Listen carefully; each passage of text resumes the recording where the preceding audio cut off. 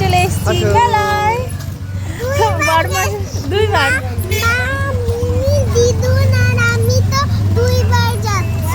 এবার আমার জন্য, এবার হচ্ছে দিঘির বাবার জন্য আবার মেলায় এসেছি। কি ভিড় পেছনটায় দেখুন।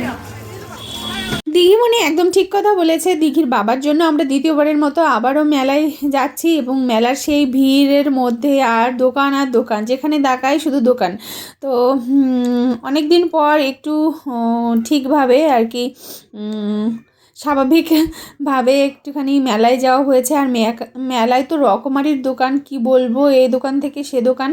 আর এখানে গরম গরম জিলাপি ভাজছিল, তবে একটা জায়গায় না একটা বেবি ছিল, মানে এই তেলে ভাজছে, ওই বেবিটা ওর বাবার কাছে, ওর বাবা জিলাপি ভাজছে আর ওর বাবার কাছেই যাবে। তো এটা দেখে আমি দিঘিমণির কথাই আমার মনে হলো, কেননা বাবা ভক্ত যারা হয় তাদের মানে কি বলবো, সত্যি বেশ ভালো লাগে। আর এখানে হচ্ছে গিয়ে আমরা প্রথমেই ওইখান থেকে চানাচুর মতো ছিল, বাদাম দেয়া, কি বলে ওকে, ঝুরি ভাজা, তো ওটা নেওয়া হলো। তারপর গিয়ে প্রথমেই নিয়ে যাব দিঘিমণির বাবাকে, হচ্ছে কি ওই যে ঘুগনিটা আমরা খেয়েছিলাম সেটা ওইখান থেকেই খাওয়াবো। তবে ওর বাবা এসেই মথুরা কেক, আমি সেটাই বলছিলাম যে ওর বাবা মেলায় গেলেই মথুরা কেক খাবে যদি দোকান পেয়ে থাকে। তো এবং সবাইকে খাওয়ায়, আমি খাইনি আর মথুরা কেক। তো বরমশাইয়ের জন্য আমরা যে দোকানে খেয়েছিলাম ঘুগনি ওই দোকানেই চলে এসেছি, তবে প্রথমবারেরটাই বেশি ভালো ছিল। তো দিঘির বাবা খাই দিচ্ছে, বলছে বউকে খাই দিচ্ছি, ওই জন্য লজ্জায় রাঙা হয়ে গেছে আমার মুখটা।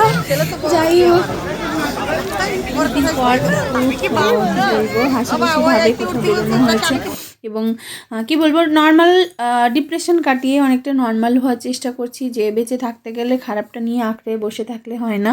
আর দিঘিমণির এই যে মতের বিরোধ হলেই মুখটা একদম প্যাঁচার মতো করে রাখে, কিছু একটা বলছিল, কি করবে, এটা হচ্ছে বন্দুক দিয়ে ফাটাবে ওর আবদার। তো ঠিক আছে, করো এটা। এই যে এখন দেখুন সেই মুখটাই কত হাসি, দেখেছেন তো? এই যে পুরো 20 টাকা একদম জলে যাকে বলা যায়, ও ফাটাতে সমানই না পারে। ওই বাচ্চাদের দেখে যে একটা বলছে ও ফাটিয়ে পুতুল নেবে, পুতুল তো সমানই নিল। যাই হোক, মেলায় ঘুরে দারুণ লেগেছে এবং কি খেয়েছি আমরা, সব থেকে খাওয়ার মধ্যে বাজে ছিল আমাদের ফুচকা আর পাঁপড়টা। আর আজকে কী খাওয়া হয়েছে, চা, আইসক্রিম, ঘুগনি, জিলাপি, গজা, আর কি বলবো, সেটা আপনারা আগের ভিডিওতে দেখেছেন, এটা তার পরের ভিডিও। তো মেলায় এসে দারুণ ঘুরলাম এবং মজা করলাম সবাই মিলে। তো আপনারাও যদি কোথাও মেলা থেকে কাছ থেকে ঘুরে আসতে পারেন, দারুণ লাগবে। আর এই যে সেই পাঁপড় ভাজাটা আমার মোটেও খেতে ইচ্ছে করছিল না, ওদের জন্য নেওয়া 3টে পাঁপড় 20 টাকা। যাই হোক, পাঁপড়টা একদমই ভালো ছিল না। আর এই যে সেই ফুচকা, কি বলবো, আমার জীবনে এরকম ফুচকা আমি খাইনি, পুরো মশলা দিয়ে মনে হয় মাখিয়ে রেখেছে। নিয়েছি 3জন মিলেই একটা করে, মানে দিঘিমণি খাচ্ছিল, দিঘিমণি তো শুধু টক জল দিয়ে ফুচকা খায়, তো ও ফুচকা খাচ্ছিল। আর তো বাজে খেয়েছিলাম, সারা মেলার মধ্যে সব থেকে বাজে ছিল এই ফুচকাটা আর পাঁপড়টা।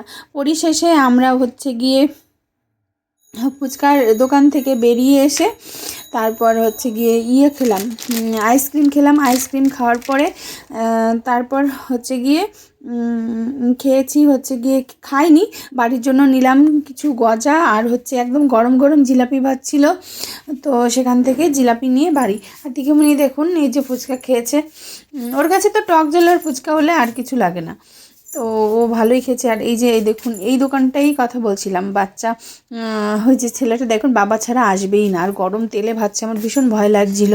তো আমাদের মেলা তো দারুণ কেটেছে। আর গরম গরম জিলাপি এখান থেকে নিয়ে নিলাম শ্বশুরমশাইয়ের জন্য। তো সবাই ভালো থাকবেন, সুস্থ থাকবেন, সবাইকে টাটা।